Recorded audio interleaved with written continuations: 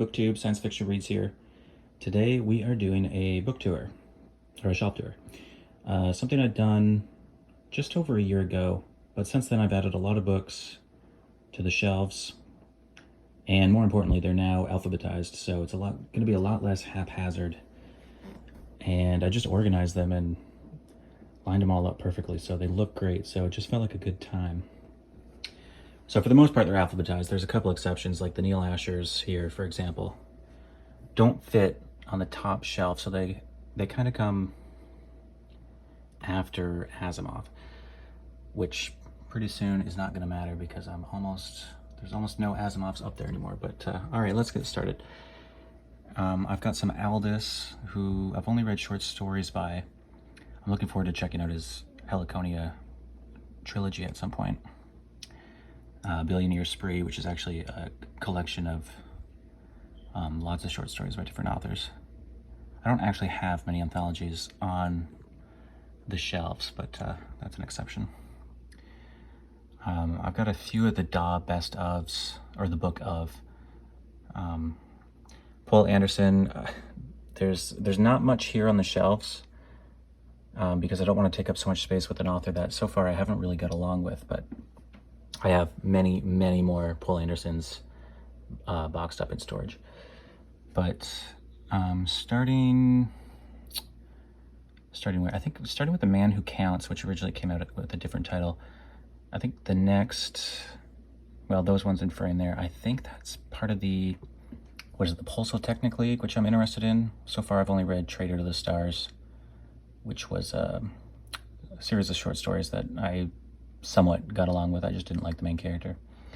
But I recently got Satan's World, which ended up on the shelves without being shown on a book haul. Next by him, I'm probably going to try Ta Zero or The Broken Sword or The High Crusade, which are three that he's better known for. The Psychotechnic League is another future history of his, along with the Pulsotechnic League, but I think they actually at some point blend together. It's very confusing reading his wiki and trying to figure out where his books fit. I've got tons of Asimov. I actually have a lot of Isaac Asimov in hardcover that I'm thinking of just getting rid of because I've got them in paperback now. And I just don't need that. They take up way too much space as hardcovers. So I may end up getting rid of those. A couple anthologies here, actually. Before the Golden Age. I'm looking forward to checking those out. I'm really enjoying books, or short stories rather, from the 30s lately. And yeah, I have more on the hardcover shelf, which I'm going to show after these. And Neil Asher, who, with the exception of his latest one or two books, I've got everything by him, including this awesome hard to find copy by one of his first books, The Parasite, which it's a novella, but it's by Tangent. I think they only released like 6 to 12 books, and then they went under. That was hard to find, but it's really neat. It's a good story, and I believe it's illustrated. So I've got all the Polity books aside from the latest one or two. Gridlinked was the first I read, and I just absolutely loved it. It's got cyberpunk, space opera, military SF, and this goes for pretty much all his books that are science fiction. Certainly all that are in the Polity series. Gridlinked starts with the Agent Cormac character and runs for, let me see, 1, 2, 3, 4, 5 books. Although there is the prequel, Shadow of the Scorpion, which I have not read, but that's also a Cormac book.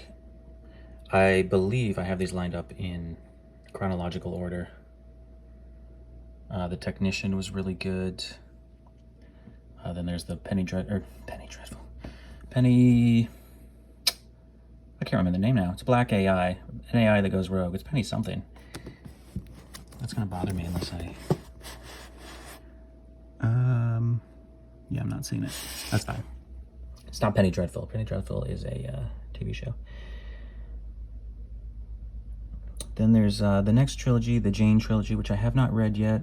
And I also have not read the Spatterjay books, which those ones really appeal to me because they take place on a wild planet where basically everything's trying to kill you, and the humans that live there have been adapted by being infected by a crazy sounding parasite.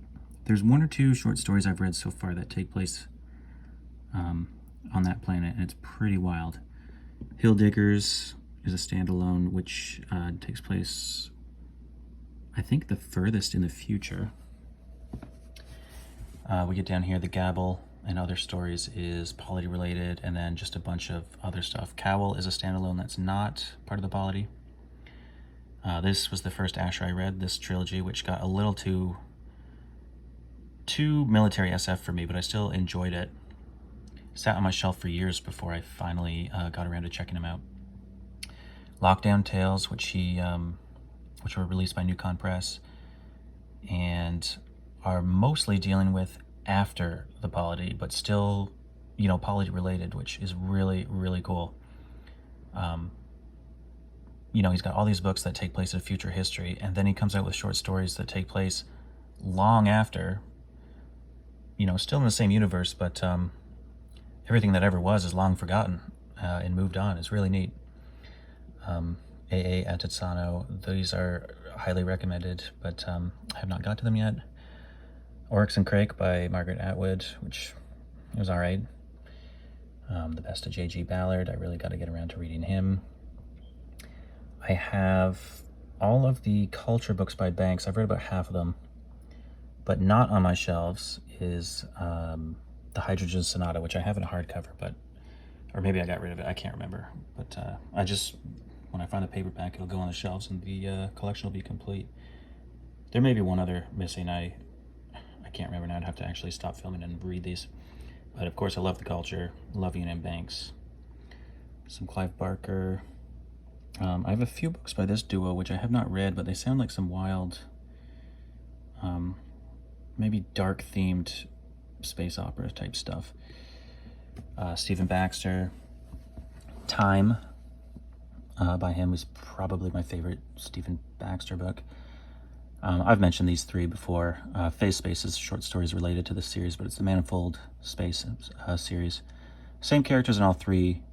They kind of all start out the same and then diverge wildly because they all take place in alternate realities where it's the same characters but different versions of them.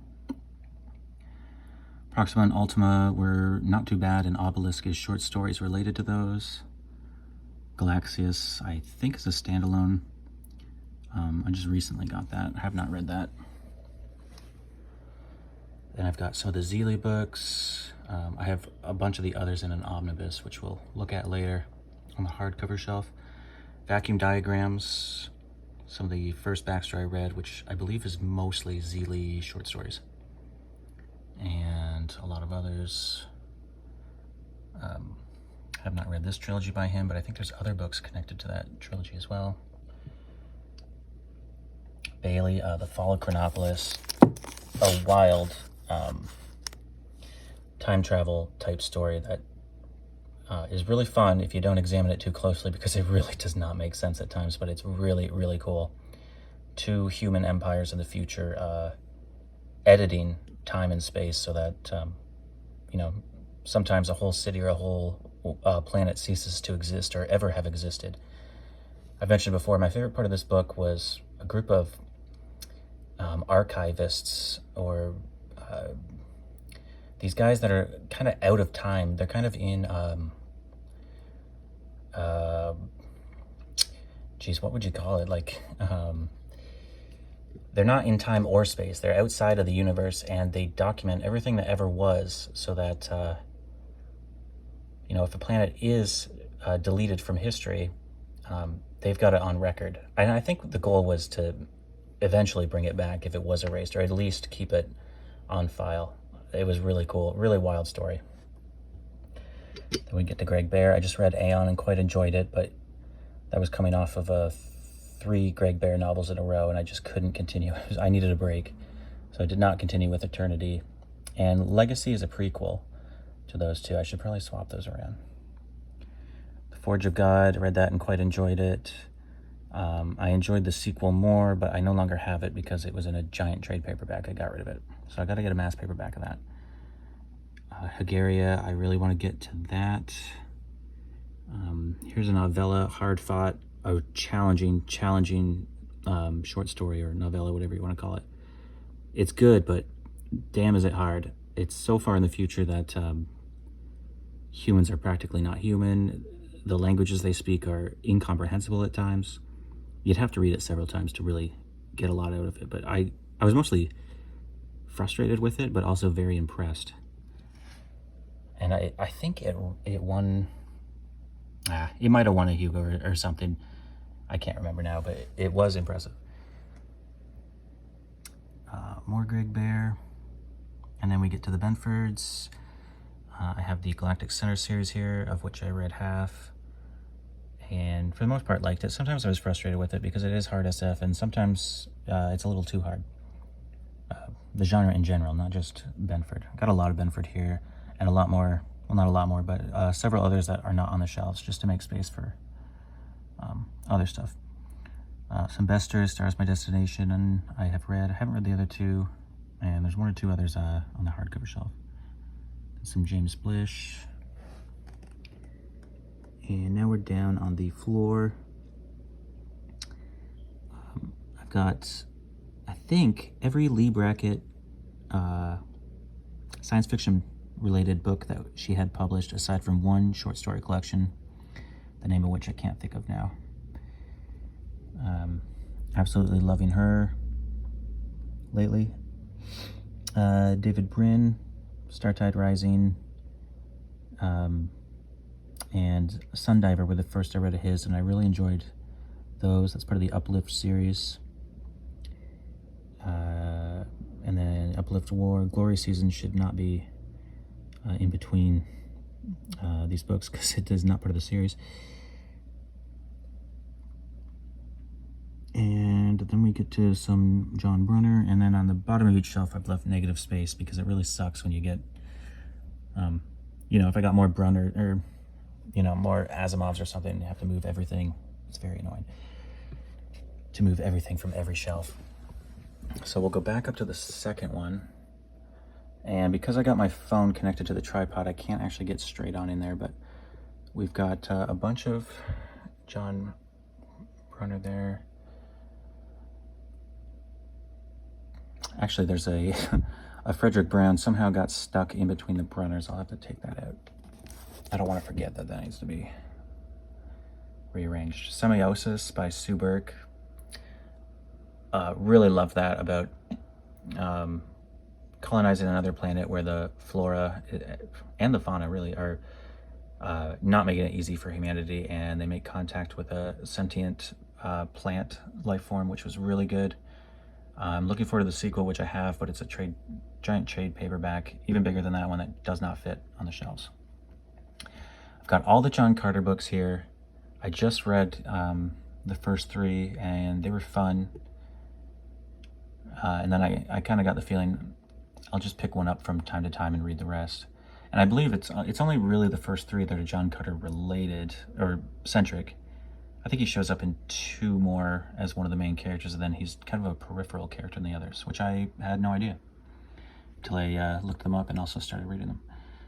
I've got his Venus series, the Pellucidar series, and I think I have a lot of his science fiction, but not all of it. I think I did have all of it, but a lot of it didn't appeal to me, or some of it anyway. So it's boxed up. F.M. Busby or Busby is another author I'm looking to check out, and I've actually got a decent amount of his books now. Octavia Butler, Lilith's Brood, which is also called the Xeno something trilogy, but let's see if I can get in there. It was really good. I mean, this cover art is just awful, but really, really great author. Her short story Bloodchild was one of the first pieces of science fiction I ever read, and it blew me away and compelled me to seek out her other stuff. And so far, that trilogy is the only other thing I've read, but really good. Orson Scott card, probably the only Orson Scott card that will be on the shelves for a while because I'm really not interested in reading much by him. I liked these, especially Speaker for the Dead. They were pretty good. I don't get the hype for Ender's Game. I know I'm in the minority. It was just all right for me, but I liked the other books more. I got a bunch of Lynn Carter and a ton of Jack Chalker. I really need to check him out. I've got the beginnings of a few of his series here.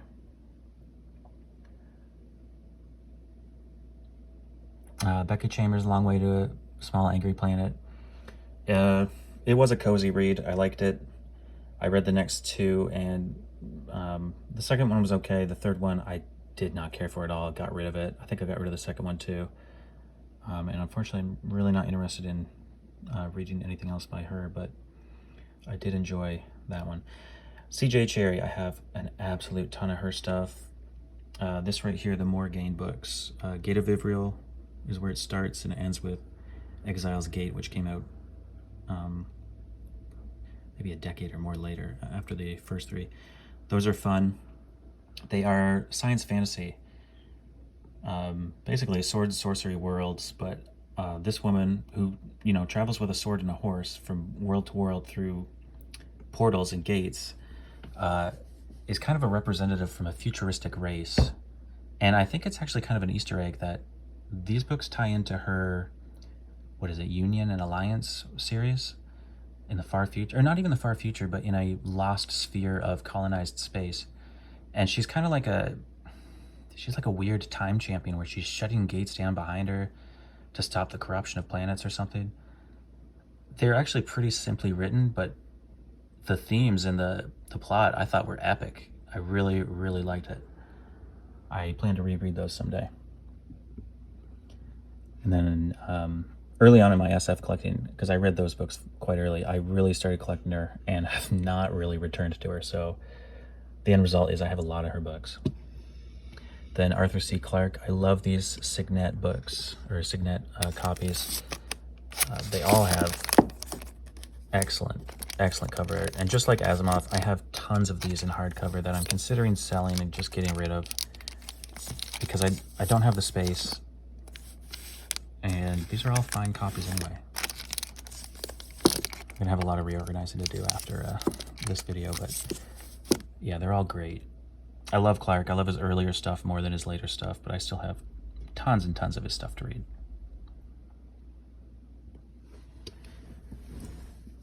And it just goes on. There's more Clarke. And what's not here, I have in hardcover. Hal Clement, early hard SF writer. I like his short stories, which I read Natives of Space. That was quite good. Mission to Gravity was good. Again, these are messed up. Starlight should come after. It's the sequel to Mission to Gravity. I'm gonna have to fix that. Edmund Cooper.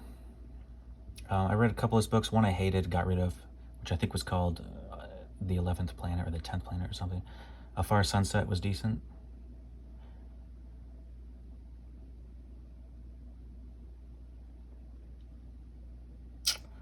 Wayland Drew, this is a trilogy. The other one's on the next shelf.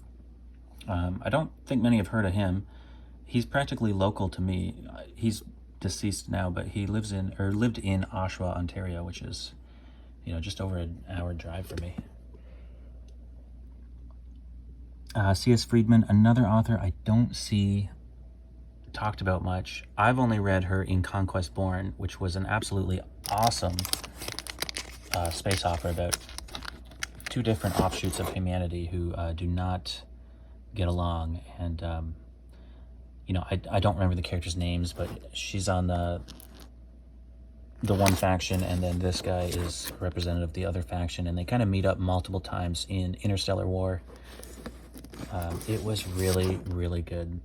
There's a specific scene where she's on like a ice-covered planet, and she's crossing this giant frozen lake, just being pursued by these wolves.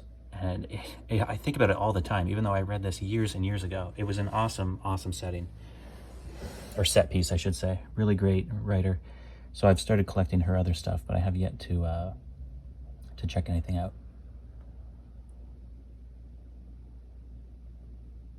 Some W. Michael Gear. I'm interested in checking him out.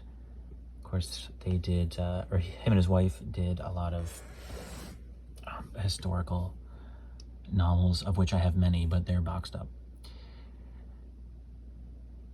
Neuromancer, one of my favorites. I've read Count Zero. I just got the Burning Chrome short story collection, which I'm quite happy about. Gary Gibson is another author. I've read several of his books and really enjoyed them. Never heard him mentioned anywhere. Every now and then I check out his profile or his Goodreads and whatnot, and he really has not written anything similar to his early stuff in quite a long time. I read Final Days, which I quite liked, and Angel Station. Both standalones, they were good. Queen City Jazz, I briefly mentioned that in my recent book haul video. It was quite good. Mississippi Blues is the sequel, which I have not read. And then that next one there, I believe, is the third. I don't think it's exactly a direct sequel, though. It's just in the same universe. Got these terribly ugly Peter Hamiltons, which I'll probably just get rid of because they're huge and just terrible. Haven't read them yet, but they're just so ugly. The Dreaming Void, and I read that and I just lost interest in that trilogy, which I think comes after the Pandora's Star and the Judas Unchained. Some of the early SF I read. And I liked those. Like I really liked these two, and I've read Light Chaser as well. But I have not returned to Hamilton. Edmund Hamilton, someone I've become interested in just recently.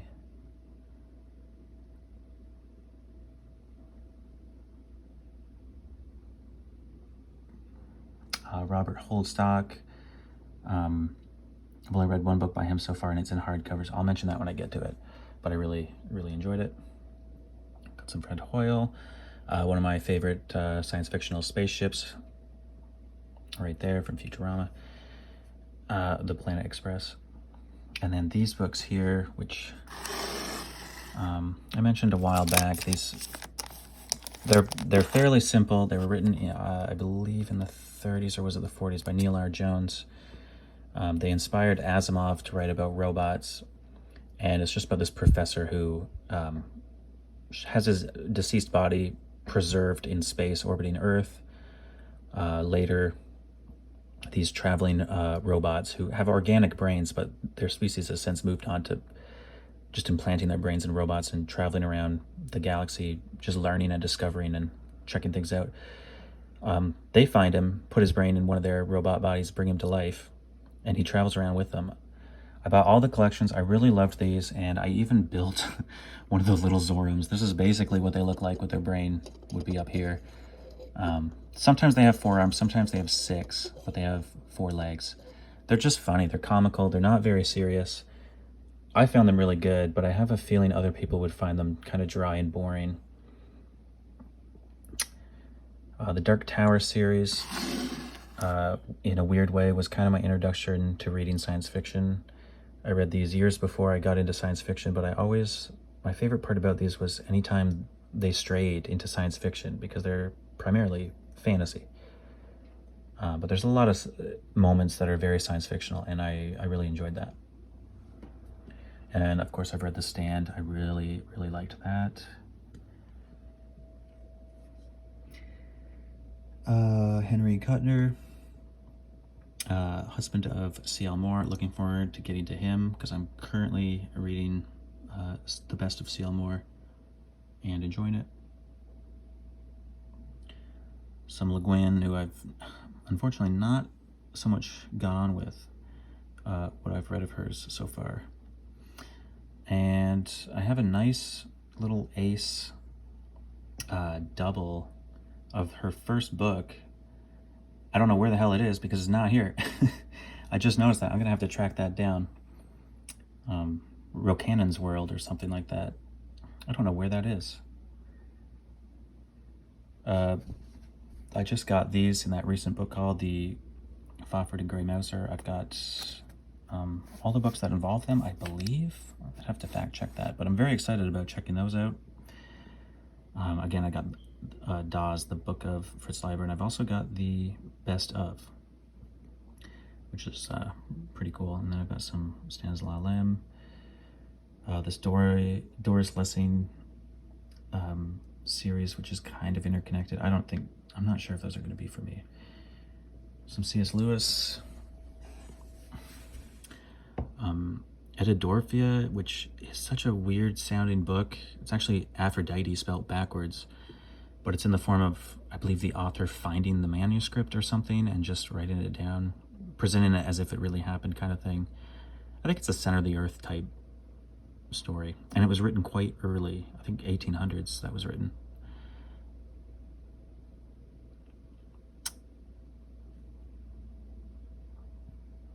Julian May, I really have to get around to checking out The Many-Colored Land, which I have in hardcover. We'll get to those. Paul Macaulay, I haven't read enough of him yet. 400 Billion Stars was really cool.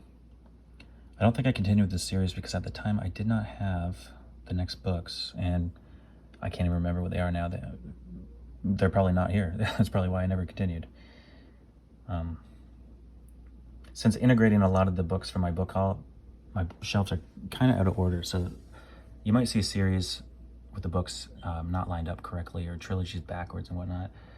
Jack McDevitt, I enjoy him. It's kind of space opera, but quite simple. A lot of the times the aliens they meet are a little too human-like. I've read the Priscilla Hutchins series, which starts here with The Engines of God. I really enjoyed this series. And The Long Sunset was actually released just a couple years ago, but again, the aliens they were meeting, they were getting more and more human, and I was losing interest. But I still recommend it. He had some cool ideas. Cauldron had a really cool idea. It was almost Lovecraftian, with this giant entity in space that kind of got too close to the center of the galaxy and couldn't get away from the gravity. So it's just kind of stuck there. I thought that was really cool.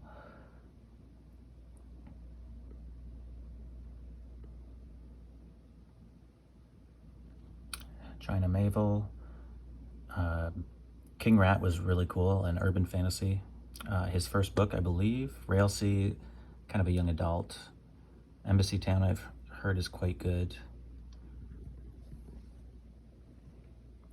My Michael Moorcock, I've only read the Swords trilogy so far. As you can see from my crazy annotating, I thought I was going to read both trilogies in a row, so I wanted to be able to go back to potentially important information, but you may notice that a lot. I tend to go crazy annotating. The Best of C.L. Moore, that's like the pristine copy that was in that book haul I just had. The Falling Woman, which sounds really interesting, about the Mayans and an archaeologist. Then we get to the Larry Niven. I just had these all out, so these need to be organized better. And I potentially have all of these that came in this livery. Some of them are Ballantine, some of them are Del Rey, but they all have the same spine, the same kind of art style. Ringworld I'm replacing on Friday with a better copy. I thought this was falling apart, but really it's just a really poor conditioned spine. Ira, if you're watching this and you want this, email me and I'll ship it to you. I'm sure you can probably find a better copy though. It's even quite sun-faded. But yeah, I'm replacing this copy on Friday. It looks exactly the same, except it's like green or yellow instead of pink.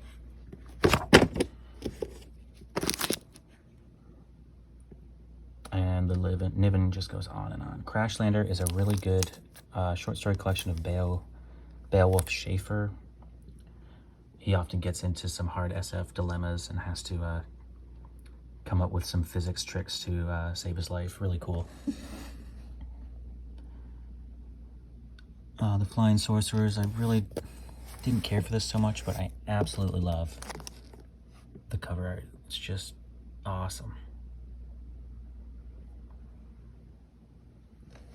I still haven't read The Mote in God's Eye, but that's one of the first 2 or 3 science fiction books I ever bought years before I ever got into science fiction. And I don't know how that happened. I guess I was toying with the idea of science fiction early on, and it still took a few years before I really clued in that this is my kind of thing. The Emma Newman books, I have not read Atlas Alone, but the others are good. Planetfall is really good. One of my favorite books. Quietus and Terminus. Nobody on BookTube, I swear, has ever talked about these but me, as far as I can tell. Quietus is an incredible, it's like a historical fantasy. It takes place during the Black Plague in Europe, but it's also a multi-dimensional space opera with just, it's so well written. It's incredible. It's one of the only books I have a video of where I actually just review it and talk about it very early on. It's not a great video. And the sequel, Terminus, the characters, the plot, everything about this is incredible. If you like the kind of stuff I like, then, you know, if you've been watching me for a while and you like similar stuff, find this and read it. It's really, really good. I really hope he writes another one. He's another author. I occasionally check his website. He's written some other stuff lately, but not science fiction like I'm interested in. But I would die for more books in this series. They're so good.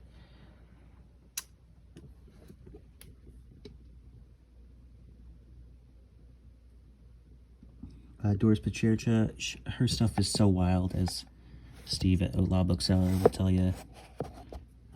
That's the only one I've read so far about the far future. There's few humans left, but they're living in giant trees on Earth, constantly evading these giant mutated bugs and stuff. It's Frederick Pohl, some Terry Pratchett. I've read very little, but I have read... well, The Late Fantastic is the second in his series. We'll get to the first. I have a nice hardcover of it. And then my Mike Resnick collection, which they're not all here just to save space on the shelves, but recently was very much expanded from that book haul I had. And some Negative Space. That's the end of the third of these 4 massive shelves, so we're getting there. The Alastair Reynolds, I say favorite author in science fiction. Well, yeah, it's still true. Revelation Space was one of the first I read, and I love it. It's kind of what got me obsessed with science fiction literature. I've got everything by him as well. Some of it in hardcover, so it's not here. This trilogy right here gets a lot of, not hate, but lukewarm reaction, but I actually thought it was really good. I quite enjoyed it. Each book involves like kind of the next generation of a powerful African family. I think they own like a huge tech company or something. They're very wealthy, and they're movers and shakers in the far future. Very cool trilogy. I really enjoyed it. Here's something random. Hats Off Gentlemen, It's Adequate is a band from, I think, the UK. You may notice the title of this album, Nostalgia for Infinity. It's my favorite spaceship in science fiction. And if you know anything about Alastair Reynolds, you'll notice all of these songs are Alastair Reynolds related. Not only that, but I think they're all related to the Revelation Space universe. Possibly not, but they're certainly all Alastair Reynolds related. So if you're a fan, that might be a neat thing to have. And they're really good. They have a lot of albums, and they're all excellent. Crashing Heaven is a really cool, like, cyberpunk AI virtual world type story that I rarely hear mentioned, but I really enjoyed it, and I need to reread it because Waking Hell is the sequel. These are years old now, 5 or 7 years old. There may even be a third for all I know. It was really good. I've only heard Rachel at Shades of Orange, or what, I can't remember if that's her channel name or not, but I've only heard her mention it, and I think she enjoyed it. Kim Stanley Robinson, very hard SF involving the colonization of Mars. I've read Red Mars, but someday I gotta read all three. Icehenge, I don't think that's related, but it's been so long since I read it. That was neat. People were on Mars and very long-lived. I think they were on Mars and multiple planets. Very long-lived, but after about 100 years old, you start losing your 100-year-old memories. It's a pretty interesting concept. Ship of Fools.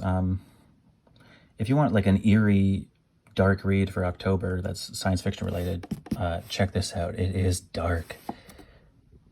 Really cool. I want to reread that one too. I believe in the UK it came out in a different title, or I might have it backwards. This is a UK title, but it is dark as hell. I think it's like a colony ship that comes across an artifact, and you know, one of those big dumb objects, but very creepy. Pamela Sargent, Venus trilogy. I've got 2 of the 3. I want to read those sometime. Hominids by Robert J. Sawyer. And I'm looking forward to checking out that trilogy. Actually, I'm planning to read that quite soon, I think. Sherwood Smith and Dave Throwbridge. Never read anything by either of them. Hadn't heard of them until I came across this entire series of theirs. Sounded interesting, but I have yet to check it out. I got plenty more Silverberg than this, but I'm not sure if I like him or not. Well, I will. I just haven't read the right stuff, but a lot of his stuff not on the shelf to save space. Clifford D. Simak. I've got a bunch of his hardcovers we'll get to as well, but here's what I have in paperback. The Hyperion books. See, again, these are... I'll fix that after. Those are backwards, but obviously excellent, excellent books. Then Brian Stableford. One of the first authors I started reading in science fiction, and much like C.J. Cherryh, became obsessed and started collecting a bunch of his stuff. But unlike C.J. Cherryh, I actually read a lot of Brian Stableford, including this series, Star Pilot Granger. There's, what, 5 or 6 of these? And then the next series down here we'll get to. Again, these all have excellent cover art. They're really fun. Now they're on the floor. I should have just left them alone. And then, is this the other... I love these books so much, and yet I can never remember. Yeah, the Daedalus books. This is about a ship years after humanity went out and colonized a bunch of planets. They kind of lost the funding, and due to a lot of environmental collapse, politics, finally they got the money together, and they sent out a ship to go visit each of the colonized planets and see how they're doing. And on all 6, was it 1, 2, 3, 4, 5, 6? Yeah, on all 6 planets, there's a different kind of biologically related mystery that's affecting the colonized, or the colony, and the crew, or specifically the main character, who's a biologist, I believe, he has to solve the problem to save the colony and to prove to the politicians back on Earth that colonizing once again is feasible and is the right thing for the human race. Joan Slawinski, probably butchering it. One of my favorite books is by her. We'll get to that in the hardcovers. I got a lot of E.E. Doc Smith, but I've only read a couple of his stuff. Triplanetary is what I read.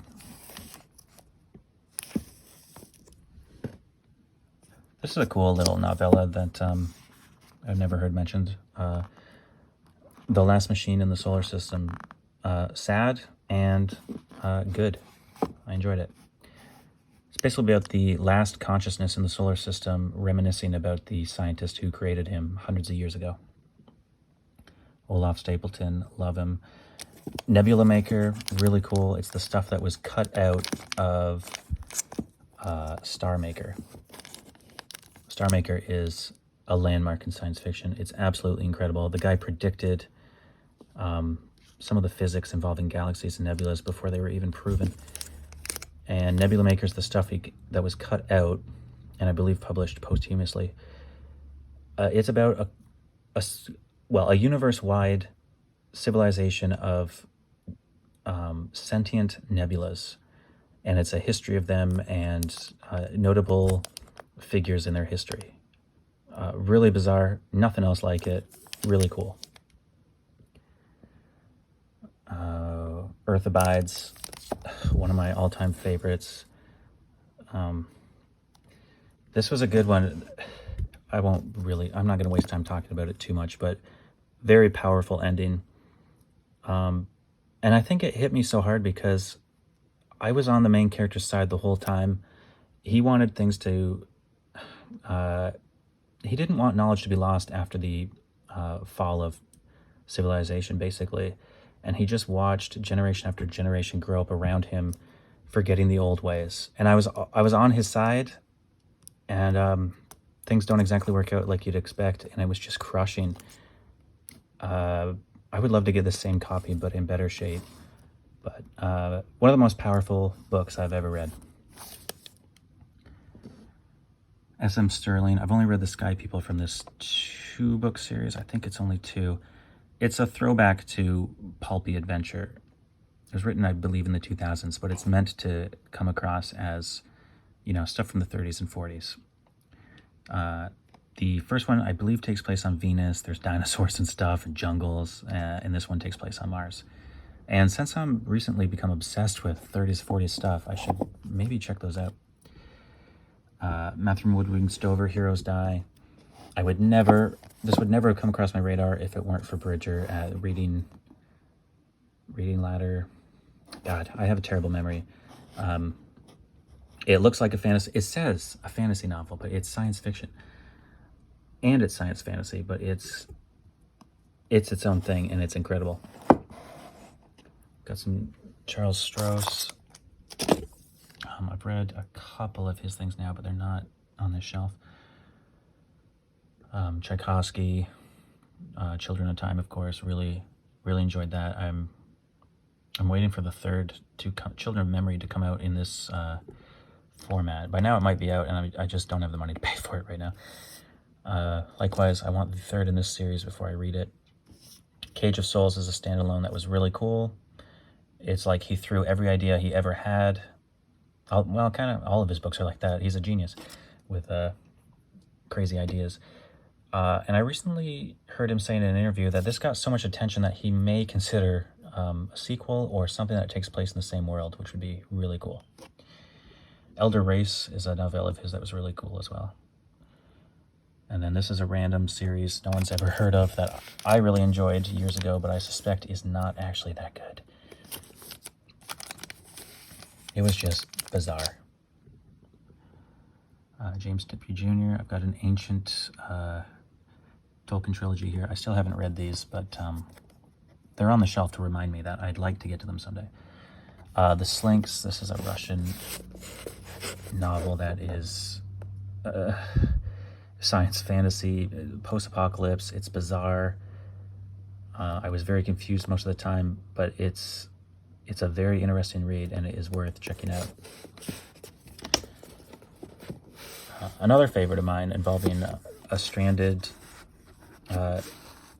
human from, what were they, a research vessel or something? She got left behind, and she still could make contact with Earth, but she was going to be stuck there for a few years, and she has to learn to live with the locals, who are kind of like a tree-dwelling race, and she learns their ways. They actually turn her into one of them kind of thing biologically. Recommended by Seth, who comments on my channel all the time. Absolutely loved it, and I bought the sequel, which I'll get to someday. But it's definitely worth checking out. John Varley's trilogy, the Gaia trilogy. I've mentioned those plenty of times. Really good as well. Then I've got a bunch of Jack Vance. Still need to read a lot by him because I haven't read nearly enough.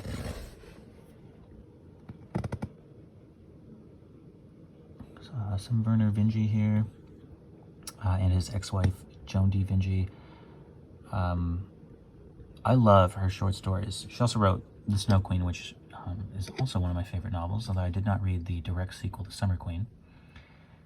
Her short stories are great. I think Eyes of Amber is a Hugo winner. I thought it was just okay, but there's some other stories in this, and if I hadn't bagged it up, I'd take it out and read them off. But her stuff is great. Some of my favorite short stories are in there. And then she has a few short stories and one very short novel. They're all connected in this kind of Heaven's Belt universe where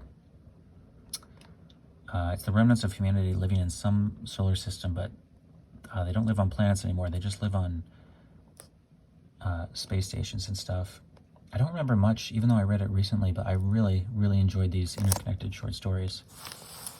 They just had the perfect, like, 70s, I don't know, space opera type feel. I'm not sure if you'd call it space opera because it was very locally contained stories, but they were really good. Got another collection by her right there that I have not read yet. Peter Watts. Here's the only books that don't fit on the shelves that I still refuse not to put. They are, of course, Blind Sight and the sequel. I loved Blind Sight. Did not care for the sequel so much, but I suspect if I reread it, I'd get along with it more than I did the first time. They don't fit on the shelves, but I can't not have Blind Sight on there. It's just so good. And then I've got this fantasy series from Margaret Weiss and Tracy Hickman, which involved like a fantasy world that was ripped apart and reassembled into 7 different worlds or something.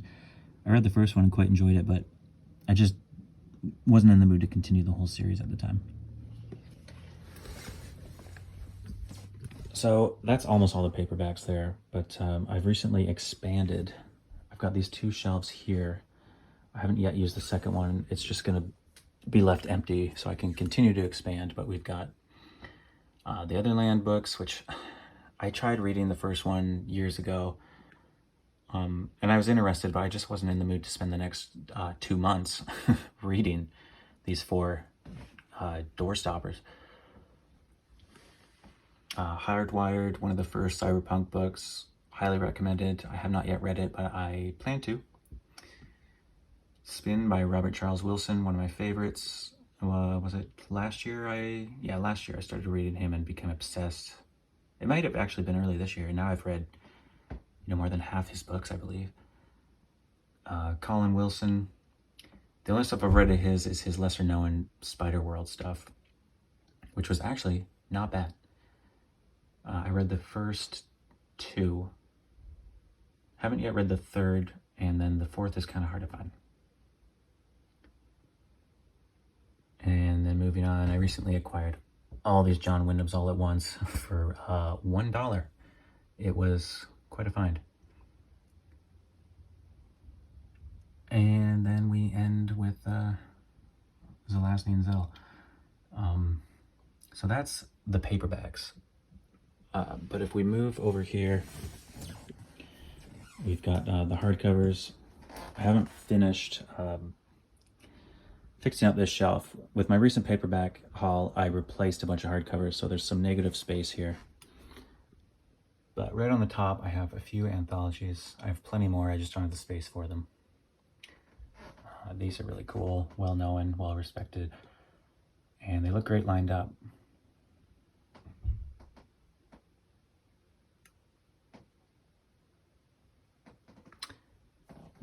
But if we start at the beginning, they are alphabetized aside from Verne Vinci's A Fire Upon the Deep.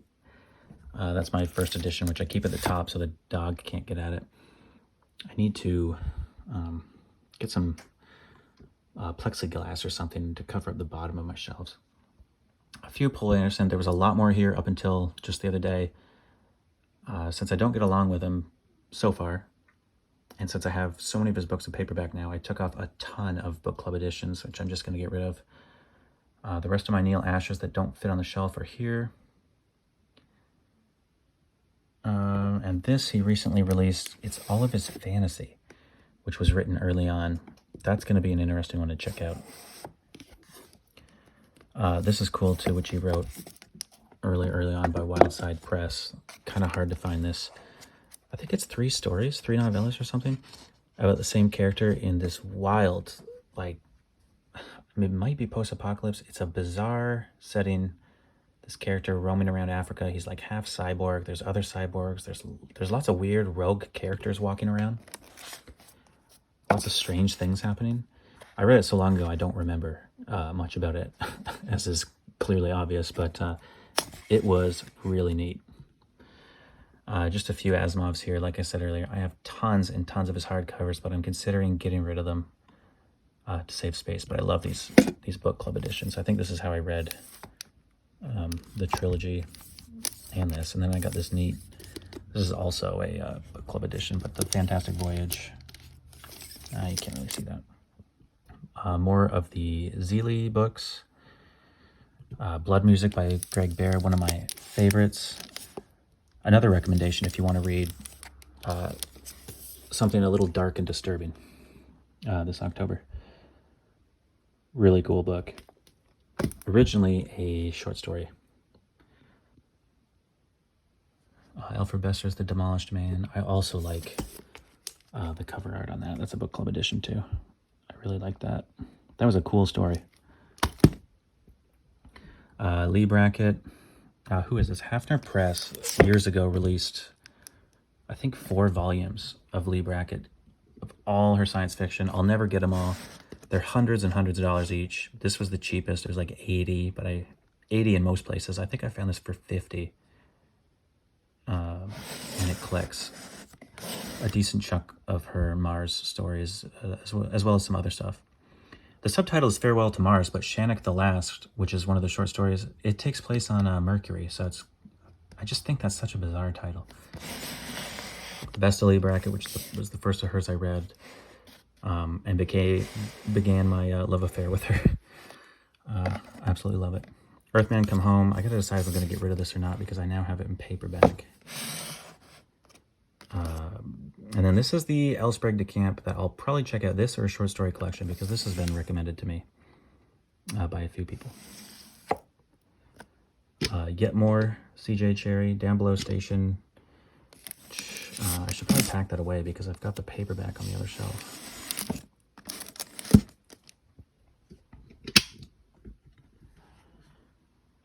Some of the Clarks that I don't have in paperback. Some of these I'll probably get rid of. Like, there's no need to have that. I can find that in mass market paperback easily. This is a really cool short story collection. The Wind from the Sun is really neat, involving a solar-powered, solar sail race. I don't know, from the around the Earth or something, or from the moon to the Earth. It was really neat. Some Hal Clement, some of the little fantasy I've read. Stephen Donaldson's Lord Fowl Bane, the Thomas Covenant stories. If you can...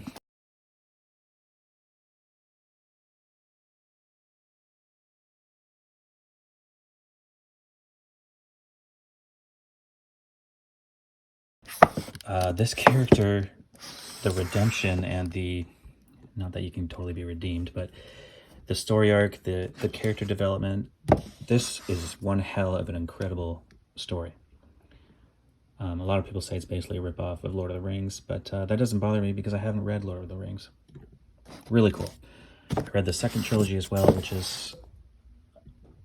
I could have done without it. It was all right. And at one point I had the next 4, the last part of the Thomas Covenant, but there's no way I was going to read those. It's too much. I could have done without these. They were still good, although I was horrified at what he did to the world, the fantasy world, because I came to love it so much.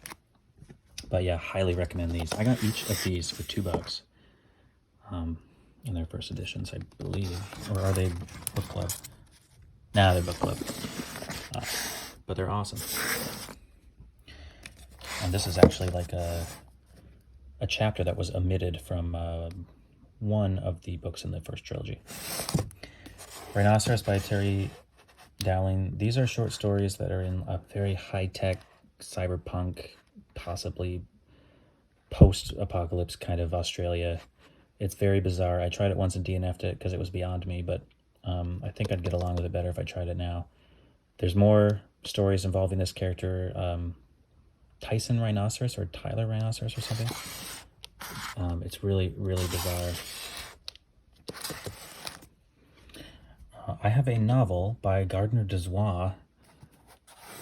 I don't think it's very good based on the reviews, but I had to have it for just the cover art and to check out a Gardner Dozois book sometime. Greg Egan novella that was not too bad. Stargate, I've raved about this before. One of my all-time favorite novels. Heartbreaking, challenging to read at times, but I absolutely loved it. It's insane world building. It's got nothing to do with the Stargate franchise, and it came out before that, so original title.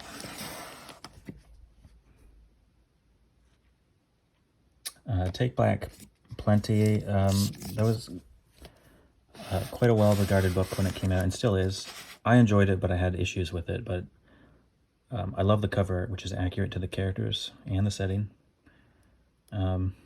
And it's grown on me since I read it. I'll probably read it again someday. The Best of Edmund Hamilton. Loved it. Look forward to reading much more by him. Oh, the only Robert Holdstock I've read, and one of my favorite books, Where Time Winds Blow. Really bizarre. I think you'd either love or hate this. I loved it so much I got rid of the paperback and replaced it with this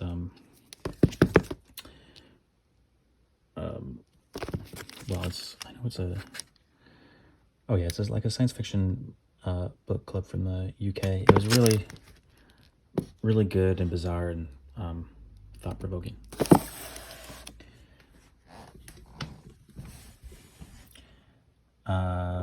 This is a hard SF collection by Jeffrey Landis, who I've never really heard it mentioned, but is an award winner and writes hard SF. I really look forward to checking that out. Murray Leinster. This is one of those Nesbitt Press editions that collect a bunch of older authors' stuff, and it's really good. That depicts my favorite story that I've read so far of his, the name of which escapes me, but I bet I can find it pretty quick.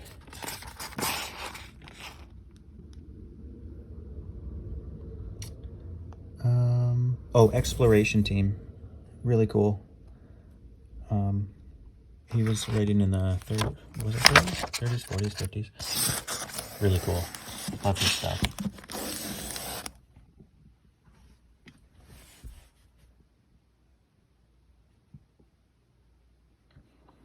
China Mayville, my all-time favorite novel. Turns out it's not a science fiction novel, it's Perdido Street Station. It's the first edition, which took me a while to find one that I could afford. But absolutely love that book. I've read it twice.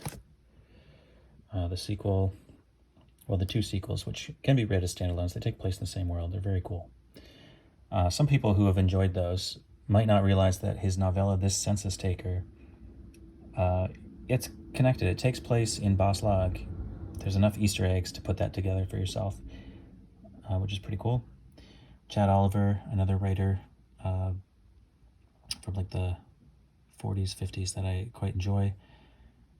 Where is it? This Omnibus. I read all three of the novels in here, and all three were good.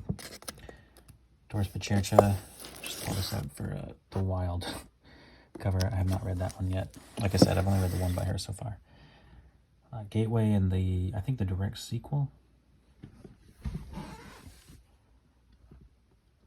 Oh, Terry Pratchett. This was a science fiction of his, not connected to whatever his massive well-known series is. It was bizarre. I think I'm only keeping this for the cover art. It's pretty neat. It had some actually pretty cool ideas in it. And then The Color of Magic, which I did enjoy, and is the beginning of his Wild series. And I mean, look at the cover art. It's awesome. Then the rest of the Alistair Reynolds I have that is not in paperback is Belladonna Nights, which was recently-ish, just a year or two ago, released by Subterranean Press. Really great collection. His recent, I was going to say, no, I guess it's a novel. I was thinking of it as a novella, but I guess I just read through it quick. Time travel, unreliable narrator, really, really good. Inhibitor phrase, try to ignore my insane annotating. His return to Revelation Space, it was good, but one hell of a cliffhanger. I understand why people were not happy. Some people. I was just happy to be back in that world, and I hope to God there's one that comes after this. Then his novellas by Subterranean Press. These are all hard to find because they're all, you know, limited editions, but if you're a hardcore fan, they're cool to have. I think most of them, there's only 1,000. Took me a while to find all of them. The Six Directions of Space was cool. It was basically if Genghis Khan managed to basically take over the world, and they just grew from there, and then it's basically that culture transplanted into space. It's really neat. Troika is a big dumb object story. I don't remember anything about it, which is great because I can reread it now. That was cool. I'm guessing there's only 1,000 of these as well. I'm not sure. And then this collection, Thousandth Night, which, if you are a fan of House of Suns, which is, I think he's said it's his favorite of his own work, and it's a lot of people's favorite. It's one of the best space opera I've ever read. This is a novella that takes place in that universe. And I think there's one more story now that takes place in that universe, and it's in Belladonna Nights. So yeah, Thousandth Night is connected to that. And then Minla's Flowers is a novella that has a recurring character from a few other novellas. I believe his name's Merlin. And then another kind of hard collection, Deep Navigation by Nesva Press. And then he teamed up with Baxter a few years ago. The Medusa Chronicles, which is a direct sequel to Arthur C. Clarke's award-winning novella, A Meeting with Medusa. I don't really recommend it. It's not that great. If you're a completist, or if you like either author, it's cool, but it's just a little all over the place. Kim Stanley Robinson's Aurora, probably the most detailed depiction of a generation ship and how to make a self-sustaining ecosystem or enclosed environment. Like, it's like a technical manual at times. It's hard SF. Not sure I understood the ending. Not sure a lot of people were happy with the ending, but it's still quite good.